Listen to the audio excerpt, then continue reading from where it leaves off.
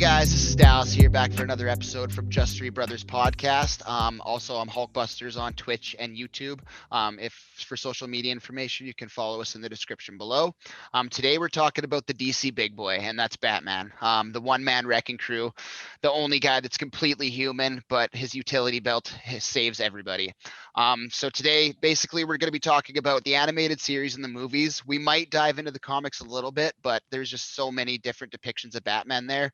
They will probably leave that for another podcast. So I'll just start it off by saying I'm a huge Batman fan. I have been since I was probably 4 years old. I used to have all the toys. Used to have Batman Lego. Like you name it, I had it. I used to have Batman shirts when I was even 25, 26. Like I just love Batman. I love DC in general. I think they're dark and gritty compared to the lightheartedness of Marvel, which is kind of a nice change. Obviously, the DCU I haven't been that big of a fan of. I didn't mind Aquaman, Wonder Woman. The first one was good. Second one was dog shit. But the Batman movies, especially the Nolan trilogy, really they're just amazing. The bad guys in them, old school Liam Nielsen as what's his name? Come on, help me out here. Ra's al Ghul. Ra's al Ghul, there we go. Obviously Heath Ledger, rest in peace. And obviously Tom Hardy, my boy, is Bane. Take control of your city. Love him to death.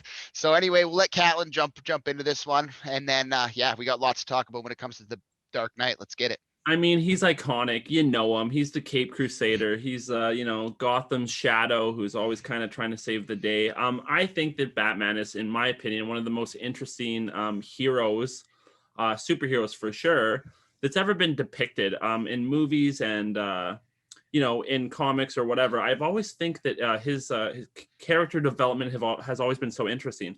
Even way back in the day when he first came out with the detective comics, when it was him and his little twink boy Robin, I still thought that was kind of a cool dynamic, how it was more focused on detectives. It was very Sherlock Holmes. They had gadgets and stuff. I'm a sucker for gadgets. I love the utility belt.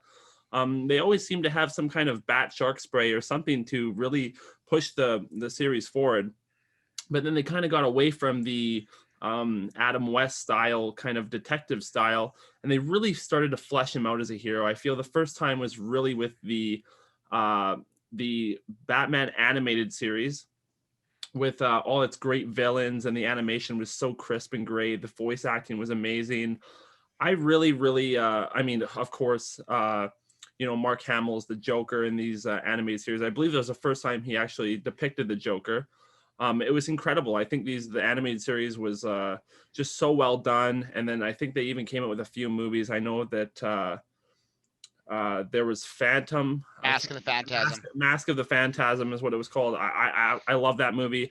I love the design of that character. And I just think that Batman is such a great hero, of going from this kind of, 1950s detective style to this very dark and gritty and very kind of ominous character who hides a lot of pain behind that mask. So I think that his development has been incredible. Sometimes he doesn't even really feel like he's a hero. He's just trying to survive the gruesome streets of Gotham. I've really liked how they did that. And then obviously it was catapulted and took into the the star system when Nolan took hold of those. I think those are some of my favorite movies in just general, regardless of being superhero movies, but just how he made, the Joker or the Scarecrow and Bane feel very like grounded, and it was what it would look like if it was realistic. We had a very different Bane in this movie, of course, and a very different Joker. At points where Bane is holding his lapel or his jacket, the whole time I thought at one point he was going to pull it off and start pumping the venom and get jacked, but he never did that. And originally I was a little disappointed that he didn't have any kind of venom. I think they explained it later that in his mask it was like a pain reducer, almost like it was it was helping him not be in agonizing pain with the mask, which I thought was a nice little tip of the hat to the venom. But I'm talking the venom that would make him bigger than the Hulk, and then you just break your back and it's game over. That Bane was a lot of fun, I think, but it was nice to see Nolan take these characters and really ground them and make it feel like, oh wow, this could actually really happen if some psycho just decided to do stuff like this in New York or something. Yeah, I've definitely always been a fan of just Christopher Nolan movies in general. Even Inception, even recently Tenet. I know that movie got a lot of mixed reviews, but I really enjoyed it. And yeah, I think the Christopher Nolan movies are just a lot better in my opinion than the route they've taken recently with the DC cinematic universe, I guess you'd call it. I thought it was kind of odd that they didn't have a standalone Batman movie. I know they had one for Superman, but then they kind of just introduced Batman's character in Batman v Superman, which I think they could have done better. I mean, that movie had a really slow pace at the beginning, so I think if they had a separate Batman movie, that movie could have been just more focused on just Batman and Superman duking it out. And I'm also a little bit confused. I guess they're rebooting Batman with Robert Pattinson, and I'm just wondering how they plan to do that. Like, with the I'm not sure DC how they cinematic plan. universe. I'm not sure. It's not DC universe, by the way. Just it's completely Oh, separate from the I'm not DCU. sure how they plan on doing that, but this is the first superhero movie in a while that I'm very excited Oh, about. me too. I always kind of thought Robert Pattinson was kind of a pillow biter just based on, him doing the Twilight movies. But I mean, seeing him in Lighthouse and stuff, he's a top shelf actor. This guy is great.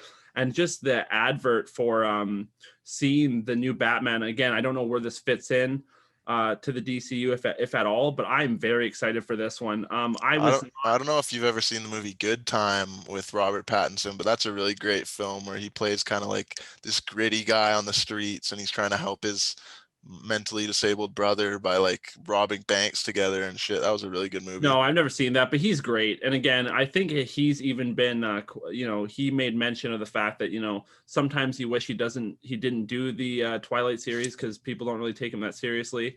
Again, that I don't know if he actually said that or there's something I read. But I think he's phenomenal, and I think he's going to tear it up as this new Batman. I love the look of it. I think we're getting back to the really dark, gritty atmosphere that Nolan's perfected.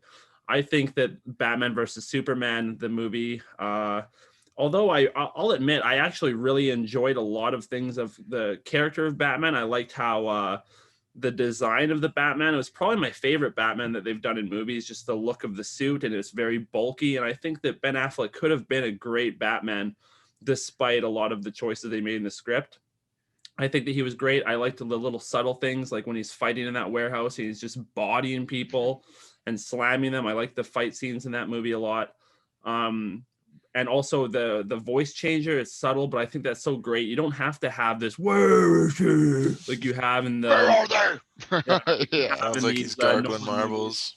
Which I always Yeah. thought was strange in the Nolan movies too, that he's using this voice constantly, even sometimes with Alfred. I thought that was strange. It's like he knows you're Bruce Wayne. Like, I don't know what we're doing here, but Nolan's were always just so great how they really rejuvenated the backstory of Batman, how like he trained with ninjas and he was a part of the League of Shadows with Ra's al Ghul. Like, I always really thought that was so interesting to like, how did Batman become this martial arts expert where he's breaking necks and cashing checks.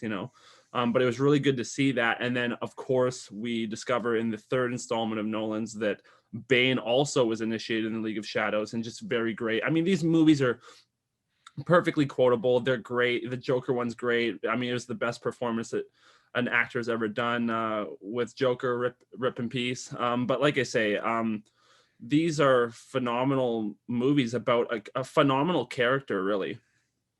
The thing I think is Batman is just such a unique character, like all the way from the comics.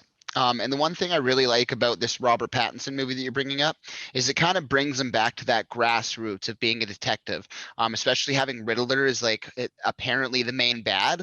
Like it literally brings him back to that's detective, the sneaky, like sneaking around trying to solve puzzles, solve crimes. Where is in recent movies he's just a hammer, just going around and just beating it out of the criminals. Whereas this one, it's just got that nice, it's like almost like a crime feel, you know what I mean, like a But it crime also show looks feels. like there Oh, might don't get me wrong, look at that the one, villain's I am getting hammered. vengeance, and he just beats the living shit out of him. Then Buddy's done, he gives him four more. It was like that trailer was probably, out of all the Batman trailers honestly that I've seen, I literally am so excited for this Robert Pattinson one. And like you guys say, a lot of people don't take Robert Pattinson seriously, but he's a really, really, really good actor, and I'm excited to see what he's going to do as the Cape Crusader. A problem that I had with the Ben Affleck Batman, I think Ben Affleck's a great actor, like amazing. Me and Carter just recently watched movie called The Town that Ben Affleck also directed, and he is Mhm. he's just amazing. Like, he's just a really good actor. And honestly, he to me, even in the Justice League, he was the only character to me that actually shone in that movie. And it was a horrible script. It was a flop from the get-go. But I mean, even in Batman vs Superman, he didn't have an intro, but he just came in there, like you said, in the garage scene, where he's literally, he bat grapples the one guy and just smashes his head through the floorboards. And like, I dude, love it. dude, he's sick, dude. And Ben Affleck is a big boy. He's a big boy. He's not like Christian Bale, 5'10", 180 pounds. He's freaking 6'4", 240 like me, big boy, doing freaking chin-ups with freaking 200-pound weights on his, you know what I mean? Like, he's just I could picture him as Batman. And you know what? The fact is, he was a gritty Batman. It was because of his age, you know, that he was weathered. You know what I mean? Robin, it showed in the, I think it was Batman vs Superman, where it showed that Robin's uniform, what was up in one of the pictures, Spray Oh painted. yeah. with spray painted with ha ha ha on it. So obviously that was not Dick Grayson. It would have been Arnold Tom or something. It was the second Robin anyway that got killed. So he had been down that road already. He's had his sidekick get killed. You know what I mean? And he just had no sympathy. He literally, like, he was killing people in that movie straight up with his freaking Batmobile. Like, he just, I don't know, he just didn't have time for any shenanigans. He's been I through the think ringer. I think Carter kind of was right when he was saying that it was a little bit of a confusing choice that they made, because again, they're setting it. I have to kind of assume that they've kind of thought there's been so many Batman origin movies that they That figured is true. I didn't think people about that. people know the drill. They know, like, if you're a fan of Batman, you know his origin story. You know, the gun down in the streets and the pearls going everywhere, and it's real sad. We all know the origin. It would have been nice to see what they could have done with the origin, as far as obviously the Joker exists in that realm. I believe it's the Suicide Squad Joker, if I'm not mistaken. Is that canon? It That would must be be, really because disappointing to me if that Batman was in was. that movie, saves them from the car going in the Oh, water. that's true. Yikes. So again, that's what happens when you don't nail the role of Joker. Looks like when Jared Leto did it. People give it a lot of shit. I think it's justified.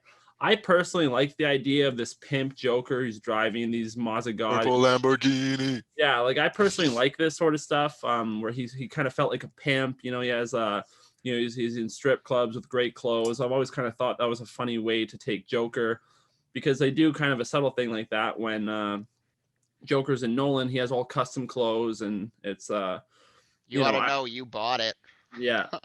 I've always loved that scene too. I just think that it's very strange that they didn't kind of set it up. But again, like I say, I think the reason for that is because they've kind of done it to death. I think the only one that's done it more than that is Spider-Man. I think we've seen more Spider-Man origin stories than any of the origin stories of anyone else combined. But one thing I will say, because I mean, obviously we're here to bring Batman up and DC in general. I love DC. I feel like it's very gritty and dark and very grounded, and I feel like the characters are really great. That's just comparatively to Marvel. I like Marvel as well, but I just feel like DC does it for me more. Just the way the characters are laid out and the stories and the characters in it are just so great. But one thing I will say is that, as far as, like, if we're doing like a competition between the DCU and the MCU, the DCU is getting smashed into the floorboards, just based on the movies. I mean, But I do think they kill it in the cartoon department. the Absolutely. cartoons The are great. animated I films. love No doubt about it. cartoons for sure. But if we're just comparing the live action Yeah, the universe, DC Cinematic Universe to the Marvel Cinematic Universe, Marvel. yeah, Yeah, no if we're question. just comparing the two, I think that it's not even a contest. The Marvel has, like, gorgeously set up these movies, whereas DC is just throwing shit against the wall to see what will stick. They released a Justice League movie, and then they're releasing a Flash movie and a Cyborg movie. The decisions that they're making make absolutely no sense. I think that Batman vs Superman, although there are a few things, and I have to dig really hard to get to that kind of groundwork of the things I do like. The movie itself was terrible. It was a shitty movie. They tried to release an extended version with more stuff, whatever. I didn't even bother seeing it. I know I was so pumped in the adverts when I saw the movie being released, and then when I saw the movie in the actual flesh at the theater, I was immensely disappointed. I couldn't believe how bad it was. It seems like the writers didn't know what they were doing. It looked like they were just trying to rush something out to compete with the Marvel universe because they do have a hold of this DC franchise. The only thing I really liked from the movies, honestly, if I'm being completely honest, is just the DC icon where it shows it peeling back the metal. That's really all I liked. I thought that was such an incredibly unique way of showing that logo. I think it's a cooler looking logo than the Marvel one, but I mean, that was only in the movie for maybe 0.5 seconds or whatever, but the rest of it was pretty much dog shit. So it was really unfortunate to see these great characters, not Aquaman, the like Flash and Cyborg and all these other great characters just get eviscerated and make look silly. So another thing that I thought was really strange that they did in the movie is they tried to pack so much into it all at once. You know, they tried to do a pseudo Batman origin story. They do, you know, this is a somewhat of a sequel to Man of Steel, which I actually like that movie. It was a, you know, the formation almost of the Justice League. They throw in Wonder Woman in there. They were doing all sorts of stuff and they did it poorly in every department. So it was very sad to see that they missed the mark on everything. Not to mention, I think the biggest overlook that they did was they introduced Doomsday right out of the gate. This Doomsday was terrible. This is the worst Doomsday I think you could have ever done. Doomsday, in my opinion, is one of many of my favorite villains in DC in general, and to see them completely just make this horrendous, gross beast of a creature just look terrible. The background's all wrong. It's terrible how they implemented this Doomsday. He looked bad. He had abilities that he's never had before. He was what I would say relatively easily thwarted. So there's just so much wrong with that movie. I could have an entire episode shitting on Batman versus Superman, but again, this is to bring Batman up and the things we like about Batman. I think the one thing they did good in that is just the casting. I think they did a really good job with the casting.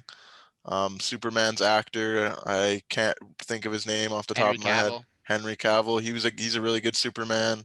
Ben Affleck, I also agree, he's a really good Batman. Super jacked. I think he's good for the role. And even characters like the Flash and Wonder Woman, I think their casting was good, but everything else is a miss. I think personally, I'll obviously take shit for this. I think Gal Gadot was a terrible casting choice for Wonder Woman. When I think of Wonder Woman, I think of the Justice League cartoons where there's Jacques, the Martian Manhunter, and Hawkgirl, all that sort of thing. Diana is always this very stout, massive Amazonian woman. She's this very muscle-ridden, very stoic-faced woman. Whereas Gal Gadot, I mean, she looks like she weighs 110 pounds, and you can snap her in half like a twig. I don't think she fits the aesthetic. I mean, obviously people think she's gorgeous and she's fits the role really good, and she's propelled the Wonder Woman series ahead just based on her looks alone. I wouldn't even say it's arguably acting talent. But I'm not a fan of her personally as Wonder Woman. I'm sure she's cool in person and she has a lot of great traits. I don't know her. I just know that when I see Wonder Woman, I want to see someone that looks like an Amazonian. I want to see these big, thick, ripped chicks coming at you out of the gate with the big thighs coming. So I didn't like Gal Gadot personally as the casting choice, but I think that, you hit the nail right on the head. The casting choice for the rest of the characters were great. I liked how kind of zany the Flash was. He's like this weird, awkward little tweaker kind of feeling character. And, we don't really know much about Cyborg. We've only seen him a couple times. But I think that's great.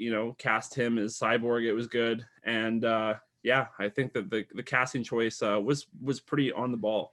I agree with the casting choice, honestly. Like Carter said, Henry Cavill jacked, Ben Affleck jacked. Like superheroes kind of have to have that jacked vibe, Gal Gadot, I think she's a great actress and I think she's super pretty, but like you said, like at the end of the day, Carter would snap her in half. You know what I mean? And like she's just like Isn't you said, she like really tall though, or is that just a trick of the movie? I think she is like 5'11", which is like pretty tall for a woman. I'm pretty sure. I could be wrong, but I mean, I feel like she's like 6 foot at least. Like I'm not sure. I might be totally wrong on that, but well, I, we'll confirm that later. But I'm not exactly sure. But yeah, she definitely has that tall vibe.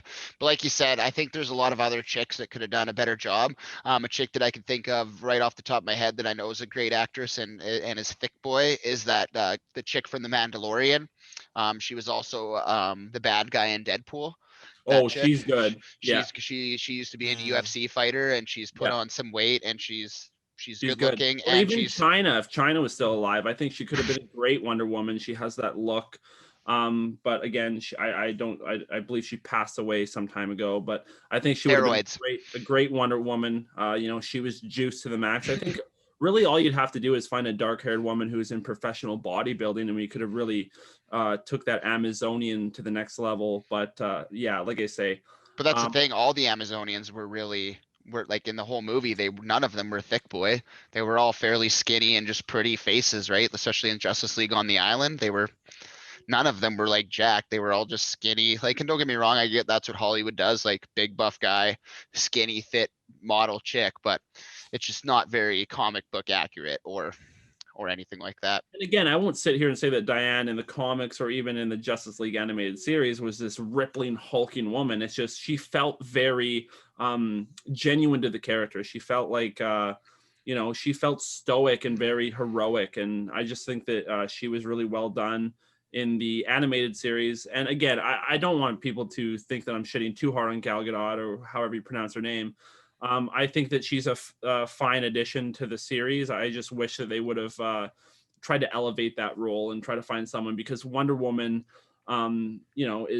is a powerful female character that I think that could have really been elevated and pushed far. But I mean, clearly, my opinion isn't the accurate one, because the Wonder Woman movies with her featuring it are very popular. Yeah, 100%. I'll bring it back to Batman because we could talk about all the rest of the Justice League all day because they're just all very popular characters in the DC cinematic universe and the DC comics in general.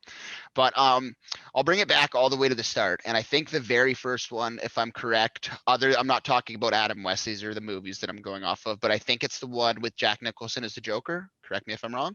Those Michael aren't the Keaton? first. There was like some 60s cartoon, like movie or animated, or not animated, a live action Batman, but I think that was like the 80s with Jack Nicholson as the Joker, right? Because there was like the spandex Batman. I don't know if you guys know that suit that I'm talking about, where he's running away from the bomb, that little meme. Yeah, I've seen that. That's what we're talking about. That's Adam West That's playing. Adam West. Yeah. Yeah, okay. But it's Yes. actually very interesting because there was another character that was actually a subset of Batman that even predated Batman, which he was essentially this cowboy with a cowl and had guns, I believe. I can't remember the exact history of that, but then it was a nice tip of the hat in the Bane movie. The team of the football game is depicting that character that would eventually later become Batman, which I thought was great. But I'll throw it back over to Dallas because you guys want to set up the movies again. Okay, so let's just go back to the first one. And like I said, correct me if I'm wrong, but I think the first one was with Jack Nicholson as the Joker. I'm pretty sure that was the first Batman. It's either that one or, yeah, that was the first one because I'm pretty sure Returns was with Catwoman and Penguin. Um, I liked the first Batman movie, and that's with Michael Keaton, if I'm correct. I thought it was good. I just thought it was very light and fluffy and especially for the Joker. I thought it was a little bit odd. Um, but don't get me wrong, Jack Nicholson is an amazing actor. I thought it was a good show overall, but I thought they kind of brought the darkness back with Penguin when he's like biting off the mayor's nose and like has like the penguin robots that are blowing up. And I haven't seen it in a while, and Catwoman, obviously. I thought those movies were good, but then the next ones that we got to talk about are I think it's Val Kilmer was the Val first one, Kilmer. Batman Forever. Yep. And then that one, okay, like for its time, it had an all-star cast. It had Jim Carrey as the Riddler. It had Tommy Lee Jones as Two-Face. It had Val Kilmer as Batman. I can't remember the chick's name in it. She's really good in it too. She's And really good so in it is too. Robin. The guy who played What's Robin his is name? phenomenal. I can't remember the actor's name off the top of my head, but he did probably the best live action depictions of Robin I've ever seen. I think that the Val Kilmer movies with like Dallas said, these all-star line casts, Batman Forever is a great movie. It's very campy and there's a lot of like really odd scenes in it. But I think it's great. They also did obviously the sequel with Bane, Mr. Freeze, and Poison Ivy, which I thought that those movies were a little bit over the top. I've never seen any of these movies. Maybe when I was really young, but I don't remember any of them, to be honest. 100%. You've seen the Val I Kilmer know one. I've seen some of those movies, but I can't remember them at all. They weren't.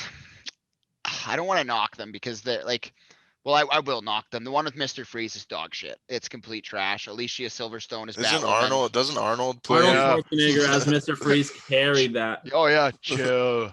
Freaking just icing everybody, and it starts right out of the gate in that movie. I can't even remember what it's called. I know Batman Forever, and it's really forgettable. The original opening scene is like Robin on his Robin bike or whatever, and Batman and the Batmobile chasing around Mister Freeze in his little tank, and I don't know, man. It was Time to chill. yeah, it was pretty lame.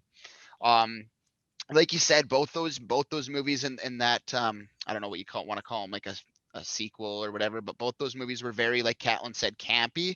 Um, they had a lot of weird stuff in them, like, but I mean, obviously, It Batman wasn't Forever was good. I just it didn't wasn't like the Val bat Kilmer. nipples. It wasn't Val Kilmer that one. It was George George Clooney Clooney, as I Batman. know. So I I don't trust even know me, if you would consider it a direct sequel. I believe it's the same Robin. it's the same Robin, yeah. But that's the thing they do with these films back in the day, especially, is they kind of interchange characters and whatever. It felt very comic book esque, where nothing really fit the script.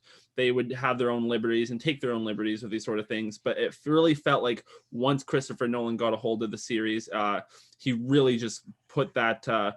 Put that script in the concrete and really felt like he really grounded it. So I was really happy to see how he was able. I can't even think of a single complaint against all three of those movies. I really also enjoyed the first one, even though the first one is a lot more less popular than the Bane or the Joker one. The first one, in my opinion, seemed more of like a. It seemed like he was following more of a just a stereotypical kind of comic book movie feel, whereas the second two movies definitely took a different direction. Yeah, they were darker too. The first, don't get me wrong, the first movie was a little bit, well, the first movie was dark too, but I mean the second and especially the third one were way more dark. You're like seeing, in the third one, you're seeing civil war between cops and bad guys, you know what I mean? In the second one, you're literally seeing Joker blow up a hospital and like taping people to chairs and killing them, hanging them from freaking the crane and smashing against the window with the smiley face on him and like threatening to kill the mayor and stuff. Like, obviously the Nolan ones, I like that aspect of it, is because they went from like semi dark with the Michael Keaton movies, and then they went to, like I said, the Val Kilmer movie was it was still a little bit darker than the one with Mr. Freeze. But I mean, then they got like really dark, and I think you got to see the true grittiness of Batman and who he was supposed to be, like depicted. That's how Batman is, right? Like just beating the shit out of criminals, man. Like no mercy. Like they watch his family get butchered in front of him.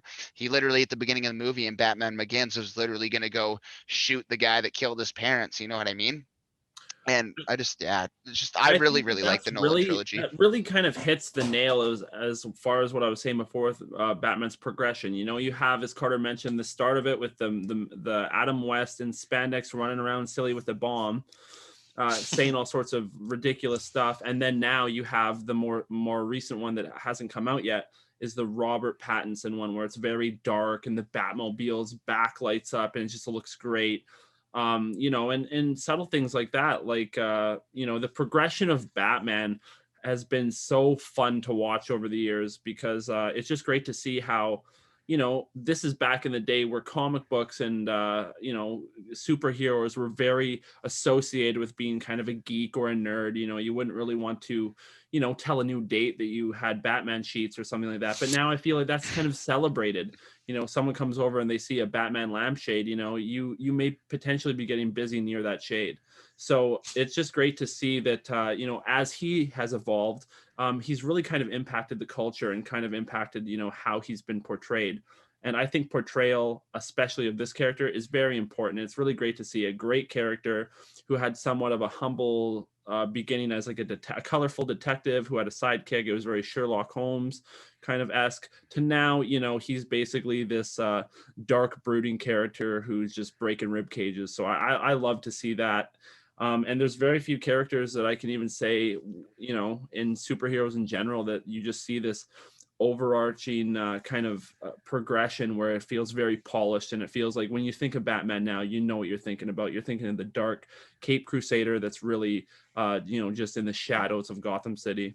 Um, Yeah. oh, Can go. I just talk about the games as well? Are really incredible. The Arkham games.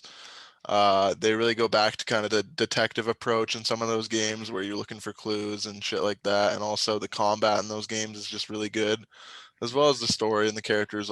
They just kill it in those games. The Arkham series are great games. I could literally do a separate podcast just on the games. Like they were very well done. The combat is probably the best thing about them, but even the cinematics, like I literally probably I guess it was a year ago now, but I literally watched all the cinematics from the video games like in order, and it's like watching a movie. It was actually really well done. But I just want to bring it back to what Catlin was saying about the not nostalgia, that's not the right word, but just like the feel now compared to back in the day. Like I remember in grade 11 I wore a Batman shirt to high school, and like people were like razzing me like, oh, you wearing a Batman shirt, like cool. Like people almost had to get Batman beat down.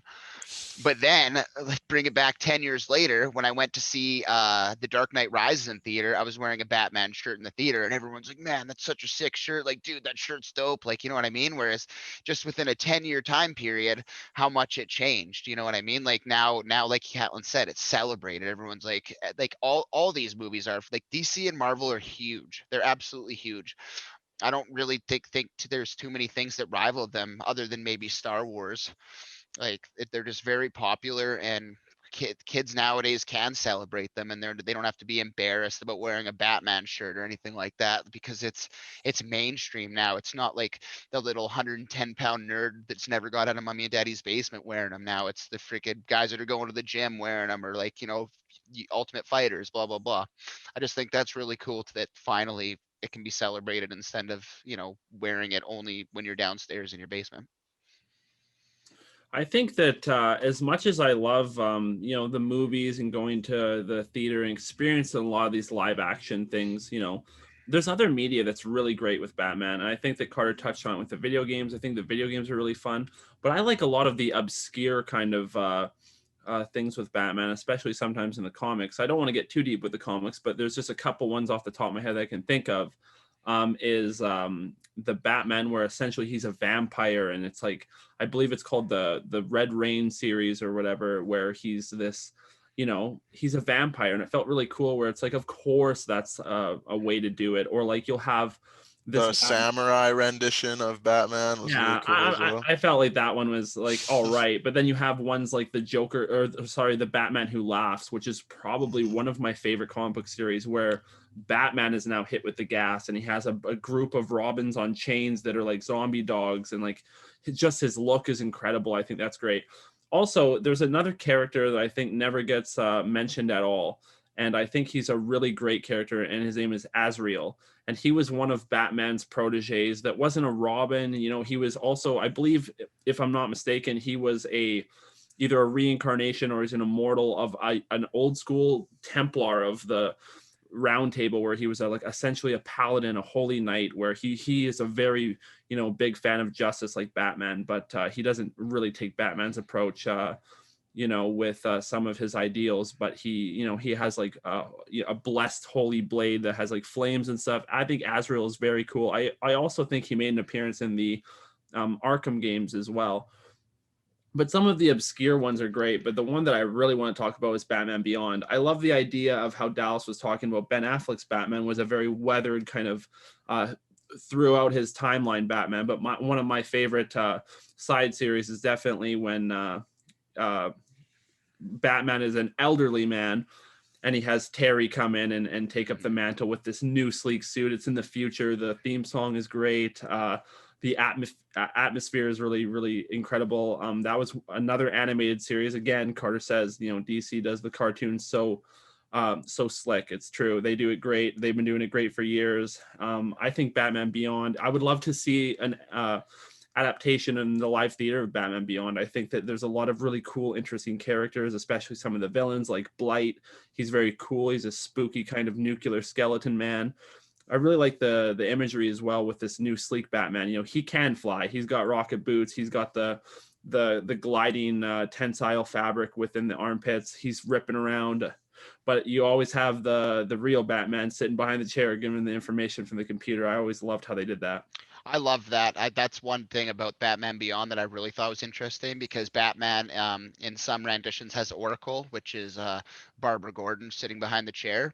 But for Terry to have Bruce behind the chair when he's doing everything, especially an old bitter, kind of a dick, Bruce. It's really cool to see. Like I remember him beating down people with this cane in that show multiple times. Like he's thug life, man. You could tell he'd been through some shit, and I don't know when that exactly happens in the timeline or what happened, because who knows with all the different renditions of Batman.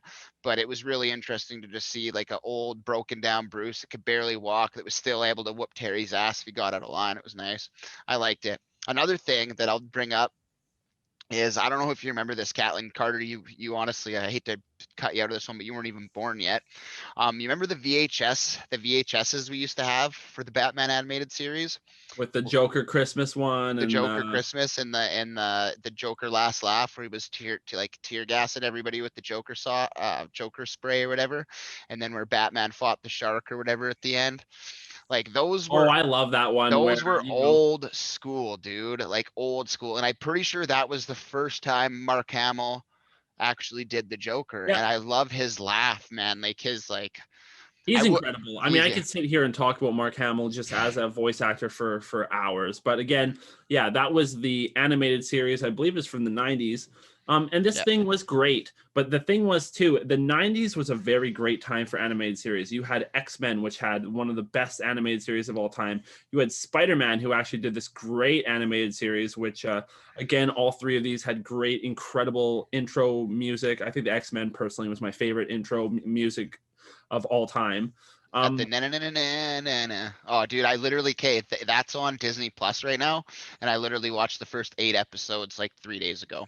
Like, I watched that entire series. It's incredible. I love how it's so weird and strange with some of the areas they go to, like when they do the arc with Magneto in the Forgotten Land, or mhm. how when they do the way they have Cable and Apocalypse are like, mortal enemies. I love time travel. I love the idea that Cable's coming back and he's juiced and he's fucking has all this tech from the future. I love that advantage that the future can just give you when you come back in time. It would be like if someone, from modern day time would go back to, cowboys and Indians days where they're shooting bows and arrows and they have little revolvers, going back with some of the technology we have nowadays. I love the dynamic of going back with technology to very back in the time. But again, these are the animated series that Batman was in. It was great. It had a lot of phenomenal episodes. Mark Hamill offering his voice as well. But the voice actor for Batman as well, I think that needs a little bit of a tip to the hat too as well, because he also reprised his voice role in the Arkham games as well. So it was cool to see him come back, and sometimes they would give him a line and he would say, "Oh, Batman would never say that," and he would change the line. I love how he really he knew the character as well as we did, because he almost was the character, and he was the character for sure for a lot of us. Absolutely, he was. I'm pretty sure he started with the actual animated series, the cartoon, and then he was in the Mask of the Phantasm, and there was like I think 3 or 4 other movies after that. I can't remember them all off the top of my head, but yeah, then he like you said, years later, 10, 15 years later, he replies even in the last Arkham game that just came out not too long ago, probably I guess probably 3 years ago now, but he reprised his role in that as well, and he sounds the exact same. Age didn't do him any wear and tear, man. He sounded amazing in those games, and even just the way he'd like yell just like he would in the show, like it was just it's epic, man. I like Carter said, I'm a huge fan of the Arkham games, man. They really make it feel like Batman is Batman, you know what I mean? And when you're flying around the city Man, you're landing on sounding like an criminals. IGN reviewer, man. Oh, Really am I? makes you feel like you're Spider-Man. Yeah, it makes you feel like you're back. Dude, well, it does, dude. I think with all the gadgets and stuff, the only complaint, okay, I'm gonna drop Arkham as soon as I say this, but the only complaint I have, and Catlin will say it's because of my video game prowess, but I just don't like some of the puzzle aspects where I'm getting stuck all the time. That's the only thing with those I games don't that I think that that's a bad complaint at all. I think that one thing I have noticed, I mean, I've only played the Arkham games a little tiny bit, Yeah, but me as well. some of the conveyance for some of these puzzles is very poorly Mhm. poorly conveyed. I just sometimes you do feel like you run into a brick wall, And I think brick walls in video games is so frustrating and so annoying for so many people, especially when it feels like it wasn't your fault that you were kind of bottlenecked into some of these areas. It's just poor conveyance, I think, especially. I think Arkham these are phenomenal games. I think they have a massive community that loves these games. But the one complaint, and I'm totally with Dallas on that, I believe that these games have, for some of their puzzles, a lot of really poor ways of describing or telling the character, or sorry, rather the player, how to do some of these puzzles and how to, be able to complete some of these challenges. Okay, I'm gonna bring it back full circle, not all the way back to the beginning, because honestly, no offense, people, the Michael Keaton movies weren't that great, and Batman Forever was decent, but the one after was dog shit. So we'll go straight to the Nolan trilogy. I have to. His progression as a character in those movies, from when he starts off in the very first scene in like a prisoner encampment, where you find out he's stealing tech from Bruce Wayne, which is actually himself, so he's not even really stealing. He And then kind of seems like in a way, almost like kind of a spoiled kid at the beginning of those movies, and then to Well, he see how was. he He was yeah, well, the yeah. son of a multi-billionaire. Like, I yeah, don't know how much more spoiled you can get. oh, he was spoiled, and that's the progression. He literally goes from a spoiled kid to at the beginning of the movie to the very end of the movie, the very last scene of the movie after he takes out Ra's al Ghul. He finally builds up Lieutenant Gordon's trust and everything, and then at the very last scene of the movie, he's literally getting a Joker card, which is signaling the next movie.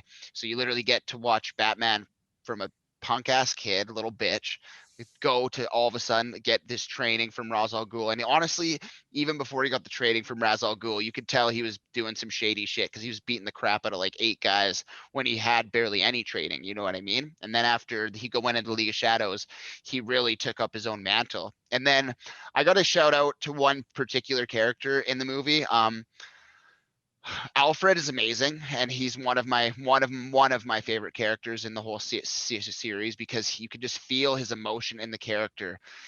Why do we fall, Bruce? So we can pick ourselves back up. And he's a brilliant character. But Morgan frickin' Freeman, man, he Fox, dude, Lucius, dude, he plays him so amazing, and he's just so well spoken. It was really nice to see that Batman had that extra bit of genius in his corner, which I also think is kind of a takeaway of Batman in general, because Batman in his own right is a genius.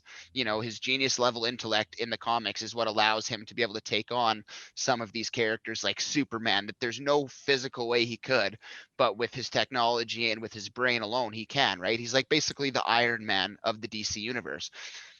But he kind of relies a lot on Fox's brain in the Nolan trilogy. So it's less of his intellect and more of his physical attributes, right? Whereas I think in this new Robert Pattinson movie, we're really going to see the intellect come back and come full circle when he's dealing with a character like the Riddler. I really like Scarecrow's portrayal in the Christopher Nolan movies. I really like the scenes where he sprays them with the gas, and then it just seems like they're on a fucking really bad acid trip. The scenes where Batman uses it against him, and then you see Batman turn into this like fucking terrifying creature. I love that scene, and Yeah, just those scenes in that general. actor is actually really good too. I Mhm. forget his name off the top of my head. I feel like Yeah, such me neither. Yeah. fool for forgetting all these classic actors, but he's incredible. I think he even comes back in the Bane one as the judge who's making people walk out on the Mhm. ice. It was really cool to see him come back. He was He's in the second one too. Yeah. I can't remember him in the second one, but 100% at the very beginning of the movie. I'm not right. wearing hockey pads. Right. Of course. Yeah, he's in all three. Yeah. Okay, that makes a lot of sense. Yeah, when he was basically trying to trade that person to that gang, and then all of a sudden the hockey pad Batman's come out of the woodwork, and Yeah. then yeah, no, again, I just think that it was so incredible that Nolan was able to just like I couldn't believe how well he was able to do this with the character of Batman. It was just so great to watch. Going from a time to chill kind of Mr. Freeze to this very grounded and great this movie where I feel like this is a bit of a reach, but everything before Nolan just felt like nothing. It didn't feel like it even counted. It just felt like it was so silly and bizarre. Robin's wearing rubber lips and kissing Poison Ivy, and they got the bat card and this Nipples. ridiculousness. Yeah, and they're showing nipples on the suit, and whenever they'd suit up, there'd be close-ups of their junk and ass. I'm sure at the time it was groundbreaking because they used a lot of these interesting props, and the sets were incredible. Notably, the scene where Robin's fighting all these like rainbow neon gang, and like I just love the aesthetic of that. I loved how they looked. They all had like skulls painted on their face, and there's like those choreographed scenes I think were really the greatest part of the Batman Forever movie for sure. And admittedly, I liked the Batman Forever movie. I think that Jim Carrey was as much as I don't like Jim Carrey, I think he was good for the Riddler. And I think that Wow, that's a hot take. I think that Tommy Lee Jones was also very good at Two-Face, even though in the Nolan movies, I mean, the Two-Face that was in the second of the Nolan movies was, you can't beat that. That Harvey Dent was incredible. I love how they ripped this White Knight and threw him to the ground and made him this terrible, terrible villain that Gordon had to eventually cover for. Yeah, I think the Nolan movies definitely set the pace for the games as well as the new movies that are coming out. I think if it weren't for the Christopher Nolan movies, we wouldn't have this dark, gritty, cinematic Batman that we have today. Well, they had to compare it to something, right? Because all they had before was like Michael Keaton's movies, like I said, the first Joker movie, in the original Batman wasn't that dark. The Penguin one was a little more dark for its time. But then when you have Batman Forever, which was lighthearted and fun for the most part, there was a few scenes in there, like when Dick Grayson's family died, that were kind of sad and stuff. But the Mr. Freeze one, it literally was like a laugh the whole time. It was like, I don't know.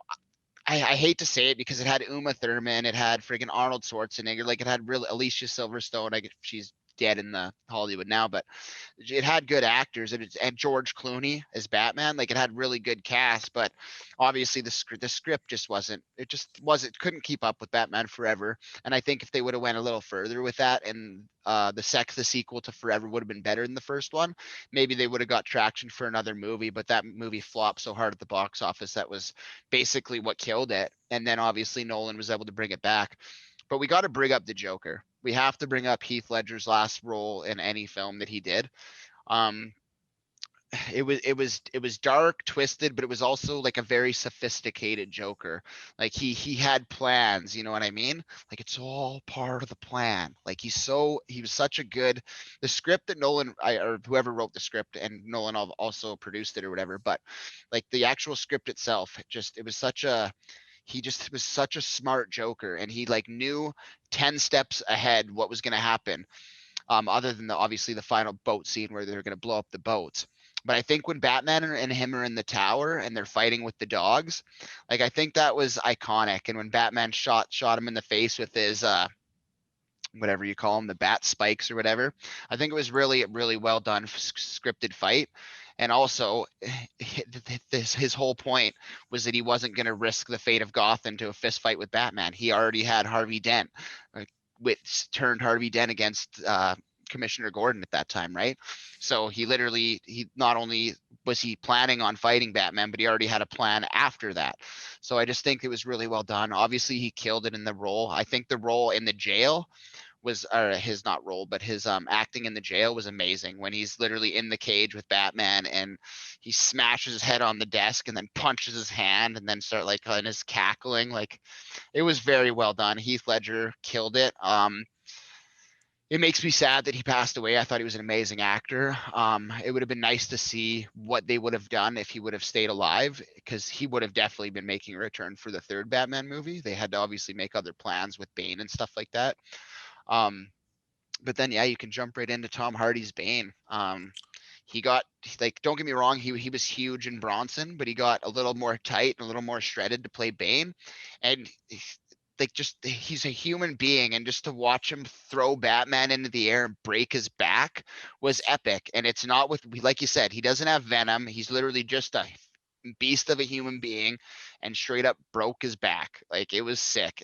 I think Bane did a great job, and I love his voice. I love his, because it's not the typical voice like, I was born in the dark, molded by it. Like, it doesn't even, you wouldn't think that's Bane at all, man. Like, in the comics, that's not Bane. He's like got a deep voice. He's like crazy, but it's like almost like he's got a squeaky little bitch voice, but he's this jacked ass thug life from the freaking League of Shadows. It's nuts. Well, what's interesting actually is Tom Hardy's inspiration for that voice was like an old timey boxer at the time, and apparently he sounded like that in some of the early like very rudimentary video that could record audio, but that's what he was inspired for.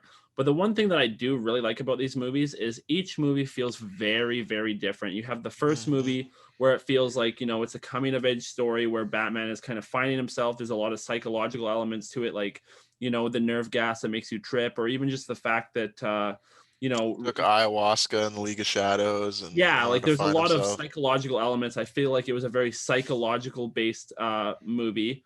And then you have the Joker, which again, the incredible acting of Heath really drove it home. But I think it was just a phenomenal movie in general. But it was a very different one from the first. Now you have a very you have a very clear objective who your villain is, but he keeps eluding Batman, and he keeps setting up these these different ways of essentially fucking with Batman while he's trying to go through his portrayal of a hero in town. I think it was really it felt calculated. So I mean, the first one felt psychological. The second one felt very calculated.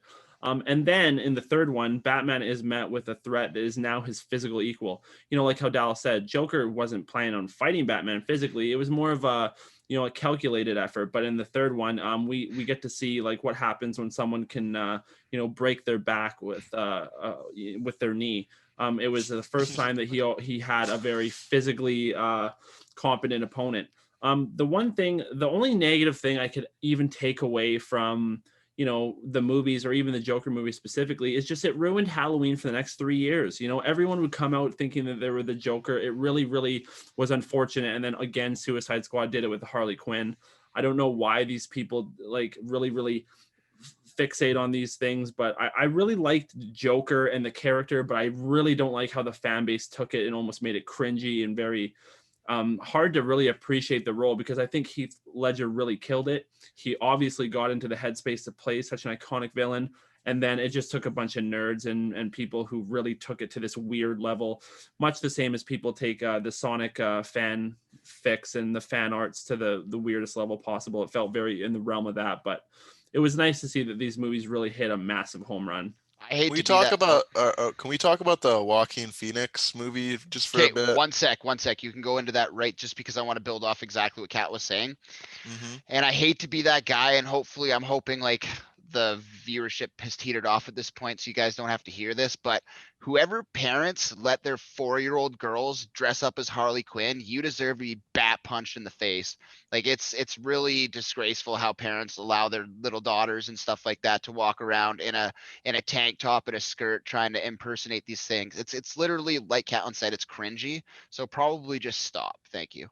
Okay, Carter, Walking Phoenix. Yeah, I think Joaquin Phoenix's portrayal of Joker was really good, and I think coming off the tail of Heath Ledger, I think honestly they're quite equal in performance, in my personal opinion. I think they both killed it in different regards.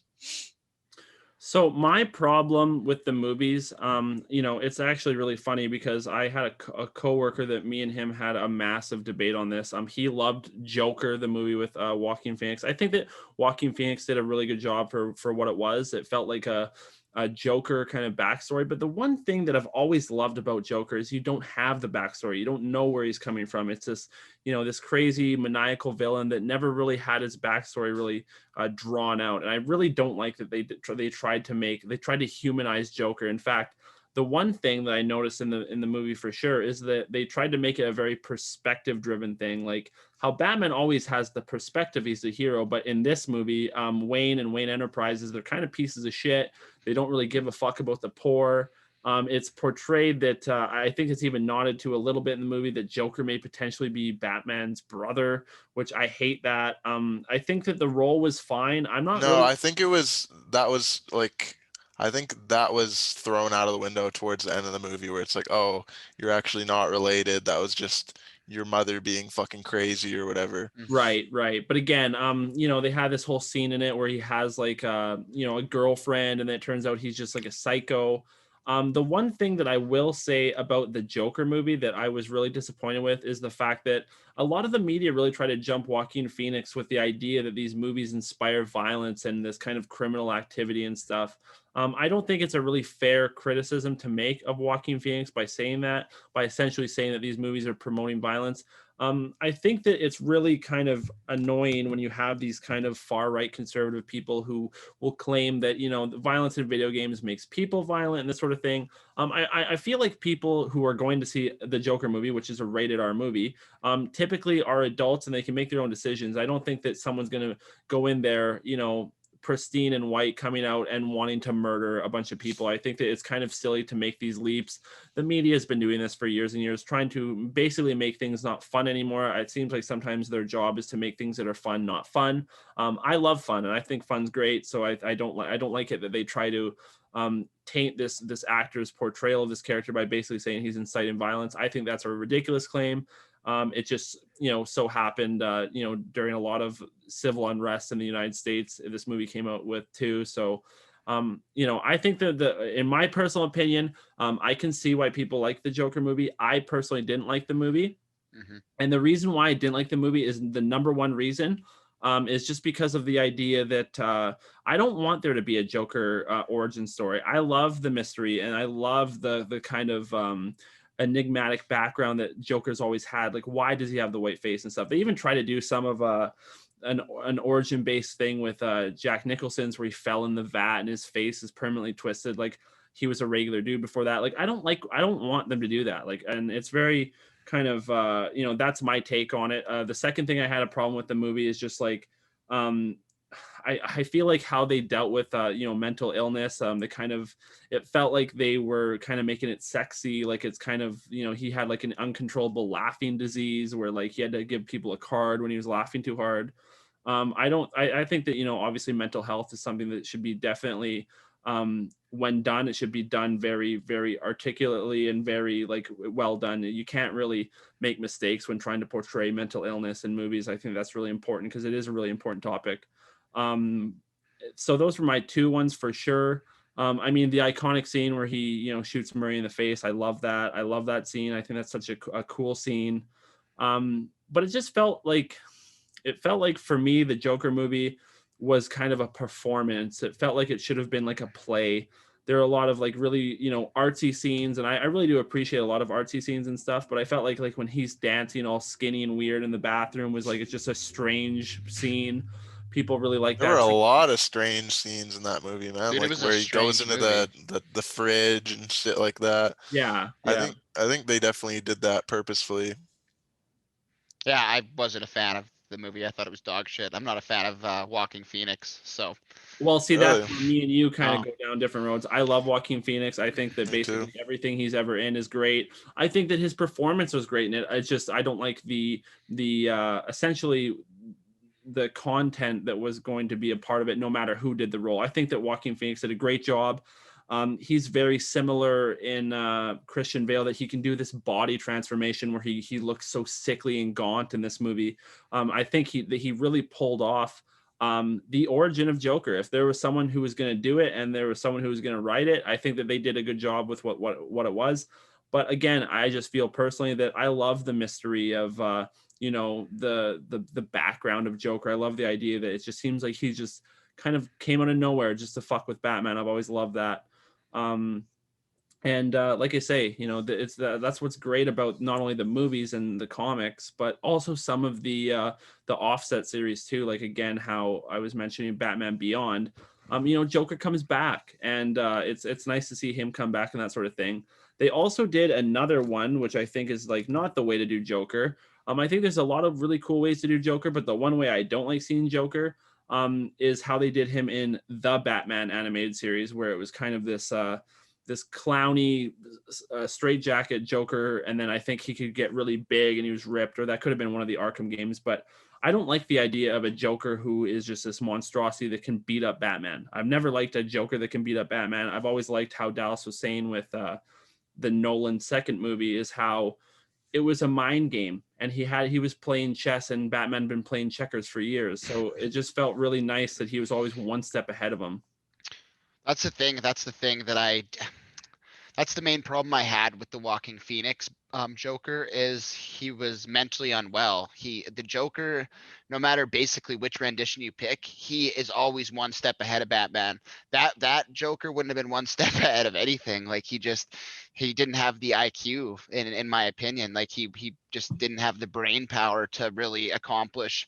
Like I couldn't see that that Joker ever going up against any of the Batmans from any of the movies. Maybe Adam West. But like, you know what I mean? It just doesn't really make sense to me how that Batman could ever or that Joker, sorry, could ever go anywhere because he was mentally unwell. I don't know. I wasn't a big fan of the movie. I tried. I That's a watched it good 3 point. times. That's a good point. He doesn't really feel like a villain in that movie. He's more just like it's more kind of its own thing. But I think definitely. that was their goal with it. They wanted to kind Mhm. of take the whimsy and kind of the fantasy away and just kind of do this really oddball version of the Joker origin story, which I think they did pretty well. If that was, again, that was the goal they were shooting for. I think they did that well. But how Dallas said before, Joker has always been mentally unwell. He's a psychotic killer, but Sorry, that's not what I meant. I meant he's always IQ had a wise. plan. He's always had a plan. He's always articulated it well. This guy couldn't even really determine if he had a girlfriend or not. He was in La La Land. I feel like it would have been very difficult for him to, like Dallas said, kind of even go toe to toe with Batman as far as wits. Yeah, that's the biggest thing, right? He couldn't outwit like, anybody in the show, let alone Batman, who's supposed to have this genius level intellect. Like, yeah, he definitely wasn't going toe to toe, definitely not physically with even the Adam West Batman. Like, walking would have got rolled. It kind of felt like a taxi driver kind of movie, though. You know what I mean? Like where he's just this guy who's you kind of feel for him, but at the same time, it's like, oh, he's kind of like fucked in the head, and I'm like, I don't know. I think those movies definitely draw similarities as well. Just having Robert De Niro in them, I think those movies definitely draw some similarities.